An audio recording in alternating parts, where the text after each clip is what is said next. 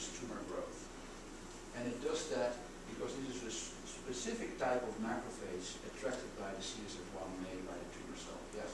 Would you explain what angiogenesis is in terms of Oh, more vessels. I'm sorry. I don't know if everybody knows that. So more vessels, angiogenesis, increased angiogenesis, more vessels in the tumor. That's not good because that means that more blood goes to the tumor, more nutrients go to the tumor, and that's why people have tried anti-angiogenic drugs to decrease the blood vessels, right? So, yeah. So that was project 2. There's other types of macrophages, and we won't get into that because that's all mouse studies, but there are different types of macrophages, so not every macrophage is a bad macrophage. Macrophages can also eat up tumor cells, phagocytosis. Okay. And work by the group from Irv Weissman at Stanford has shown that a protein that is very important, and that is called CD47. When a tumor cell has CD47 on its surface, it prevents the tumor cell from being eaten up by the macrophage. Does that make sense? Yeah. So Irv calls that the don't eat me signal that CD47 sends to the macrophage. Don't eat me, I got CD47. Now, and this is work that was all done in his lab. They have developed an antibody that inhibits CD47. And when you do that, tumor cells get eaten up by the macrophages. Okay? And we had access to Line-Meyer sarcoma tumor cell lines. So the only thing we had to do was to insert that into his system. This is, he's been working on this for years. And we get very, very good in vitro, in a Petri dish results. And now we think this is very preliminary also in a mouse xenograft study. Okay. So what you do, again, is this tumor cell has CD47 on the surface. You can inhibit that function, and then you can compare how well these cells are being eaten up. And so this is just some data that shows that. I don't know whether you're interested in seeing it, but there's just macrophages. These are macrophages here. This is a higher magnification. And in both left and right, we have added green fluorescent Line-Meyer sarcoma cells. Okay. And you can see that cells, the Line-Meyer sarcoma, without the, and it should be anti-CD47, without the inhibition of CD47, they get eaten up by the macrophages, right? Here, so I'm sorry, I mislabeled this, but here the Line-Meyer sarcoma cells have been incubated with an antibody that inhibits the function of, I'm saying it's completely wrong. Can we just rewind? So on this side, right, I said it actually correct. The Line-Meyer sarcoma cells have CD47. The CD47 cells, the CD47 on the Line-Meyer sarcoma cells tells to these macrophages, don't eat me. You don't see green cells within those macrophages as a result. Right? Here, the same cells, the only thing that has happened is that CD47 is removed by inhibiting its function or by downregulating it. And now, hola, there they go into the macrophages, they get gobbled up. So, what is the hope? The hope is that one could treat a patient with an antibody that inhibits the function of CD47, which then makes the tumor cell more likely to be eaten up by macrophages. So, if you would inject Line-Meyer sarcoma cells into a mouse, and you would give that mouse that treatment, you would imagine that the tumors should shrink in size. And this is very preliminary data. So we take a mouse or a group of mice, inject them with cells, begin the therapy after 10 days, and then after 110 days, sacrifice them and weigh their tumors. So you do have a drug that Yes. that you can use Yes. to inhibit it. And this, and again, I have to give credit to the Weissman lab. They have developed an antibody that is now being what is called humanized, so that it will be able to be injected in humans. Now, we're still years away from doing this, but we're not 50 years away, right? I mean, they're moving like very fast on this. And so, if we can confirm this is a very preliminary experiment with few mice. But you can see, by and large, these tumors there in the top panel are larger than they're on the bottom panel. You can say, well, there's still tumors there. Well, that's true. Right? I don't think anybody thinks that this will be a drug that, you know, is the only drug that the patient will get, but maybe one of the drugs that the patient will get that helps in decreasing tumor burden.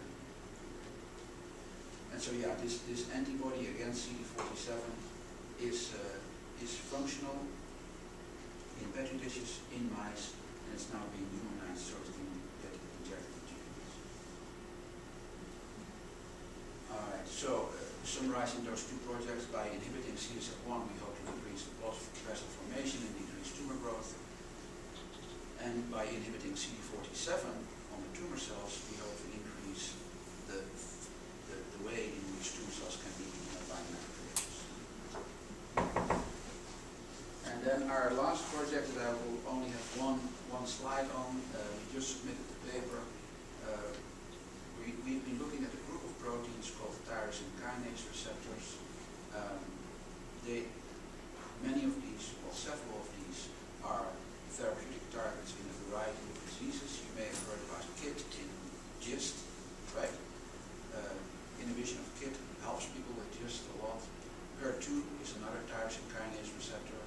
Patients with breast cancer that have that protein benefit from treatment with Herceptin, which is also an antibody, similar to the CD47 antibody.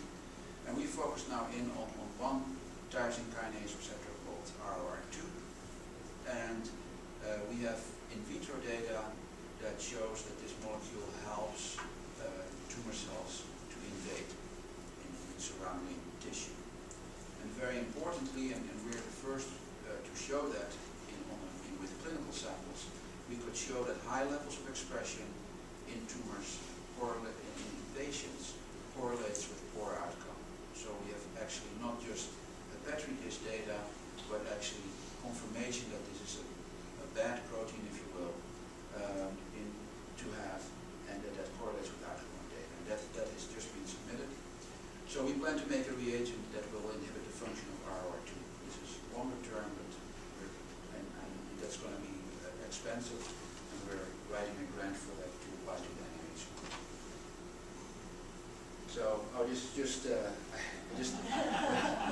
Dr. Lucy O'Rourke there, and these are some of the papers that came out of this work. The first one is one that came out before I even focused in on leiomyosarcoma, and the rest are all publications supported by your group. And if you don't mind, I'd just like to show a couple of slides more. This is the lab in 2005. Some people left, other people came in. This is a slide that I think I showed in 2008, indicating who worked on what in leiomyosarcoma. The next year, only one more person came to work with, an additional person came to work with us, really. And this is then the lab as it is now, and in 2011. And so if we start in the left, the guy in the white shirt, he does all the in vitro work. He works on ROR2, CD47, CSF1, the three projects that I talked about at the end. The next guy over is a guy from China, came from one of the best research, if not the best research in China. His work is a computer whiz, and is working together with Elaine and Shirley on the LMS subtypes. So his name is Xiongchen Guo, and he works on this NIH-supported project. Then Kelly makes all the tissue microarrays. Tsushima works on ROR2. Shirley has been with me now for 15 years or so. These two are the ladies that make the libraries, where I told you it takes them 2 weeks to make 2 samples. And Trip Sweeney is also working on ROR2. And just to put a face on the work that we're doing. So thank you very much. That's what I have to say.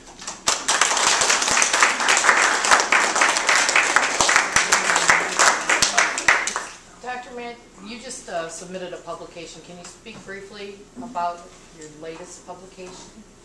Yeah, we've got 2 papers now submitted at the moment that are in review. One is on RR2, and I can repeat maybe a little bit what I just said, but in essence it's a novel therapeutic target. Okay. Okay. Yeah, I'm sorry, it is complicated.